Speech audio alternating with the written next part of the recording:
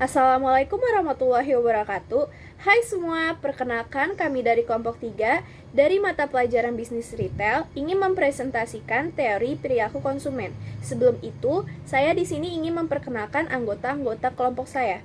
Yang pertama ada Michelle Mayaka, yang kedua ada Naifa Zalfa, yang ketiga ada Rahma Diansyah, yang keempat ada Siti Nurhaliza, yang kelima ada Yamila Nurasana. Teori perilaku konsumen. Apa sih teori perilaku konsumen tersebut? Yaitu perilaku konsumen yang mempelajari di mana, dalam kondisi macam apa, dan bagaimana kebiasaan seseorang membeli produk tertentu dengan merek tertentu, yaitu suatu barang atau jasa yang akan melibatkan berbagai pihak sesuai dengan peran masing-masing. Selanjutnya ada peran yang dilakukan. Yang pertama itu ada inisiator, yaitu individu yang mempunyai inisiatif pembelian barang tertentu. Yang kedua ada influencer, yaitu individu yang akan berpengaruh terhadap keputusan pembelian. Informasi mengenai kriteria yang diberikan akan dipertimbangkan baik secara disengaja maupun tidak. Yang ketiga ada decider, yaitu yang memutuskan apakah akan membeli atau tidak, apa yang akan dibeli, dan bagaimana membelinya. Yang keempat, ada buyer, yaitu individu yang melakukan transaksi pembelian sesungguhnya. Yang kelima, ada user, yaitu individu yang menggunakan produk atau jasa yang akan dibeli. Teori perilaku konsumen.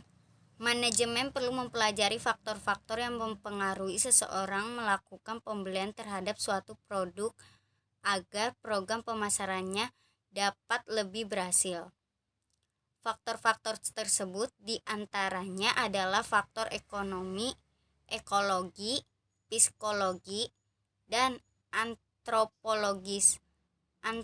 Alasan mengapa seorang membeli produk tertentu atau alasan mengapa membeli pada penjual tertentu yang merupakan faktor yang sangat penting bagi perusahaan dalam menentukan desain produk agar saluran distribusi dan program promosi yang efektif serta beberapa aspek lain di program pemasaran perusahaan.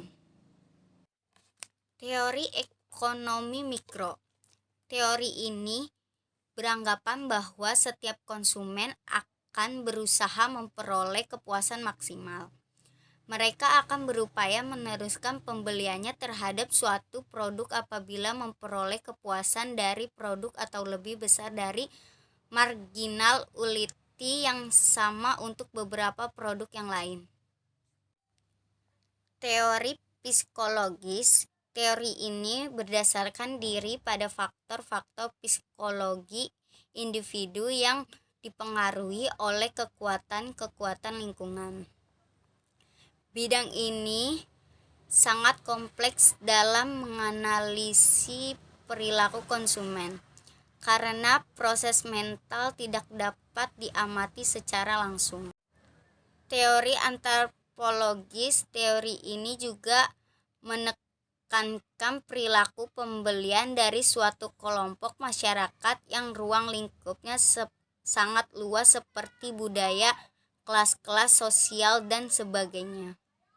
Model perilaku konsumen, membeli yang kompleks, merupakan model perilaku yang mempunyai ciri-ciri terdapat keterlibatan mendalam oleh konsumen dalam memilih yang dibeli dan adanya perbedaan pandangan yang signifikan terhadap merek yang satu dengan yang lain. Lalu ada perilaku membeli yang mengurangi ketidakcocokan, merupakan model perilaku pembelian dalam situasi bercirikan keterlibatan konsumen yang tinggi tetapi sedikit perbedaan yang dirasakan di antara merek-merek yang ada. Yang ketiga ada perilaku membeli karena kebiasaan, merupakan model perilaku pembelian dalam situasi yang bercirikan keterlibatan konsumen yang rendah dan sedikit perbedaan yang dirasakan di antara merek-merek yang ada. Yang keempat ada perilaku membeli yang mencari variasi, merupakan perilaku yang bercirikan rendahnya keterlibatan konsumen tetapi perbedaan di antara merek dianggap besar. Dalam kasus ini konsumen seringkali mengganti merek. 6. Tipe perilaku pembelian. Yang pertama, budget allocation atau pengalokasian budget. Merupakan suatu cara membelanjakan suatu barang dengan mempertimbangkan dana yang tersedia. apakah tepat atau tidak untuk membelanjakan uang tersebut, atau perlu melakukan pinjaman untuk melakukan pembelian. Yang kedua, product purchase or not, membeli produk atau tidak. Perilaku pembelian yang menggambarkan pilihan yang dibuat oleh konsumen berkenaan dengan tiap kategori produk atau jasa itu sendiri. Yang ketiga, store patronage, pemilihan tempat untuk mendapatkan produk. Perilaku pembelian berdasarkan pilihan konsumen, berdasarkan tempat atau di mana konsumen akan melaksanakan pemilihan produk atau jasa tersebut. Tipe perilaku pembelian. Brand and style decision, keputusan atas merek dan jasa. Pilihan rinci konsumen untuk produk memutuskan secara dibeli. Consumer behavior is dynamic.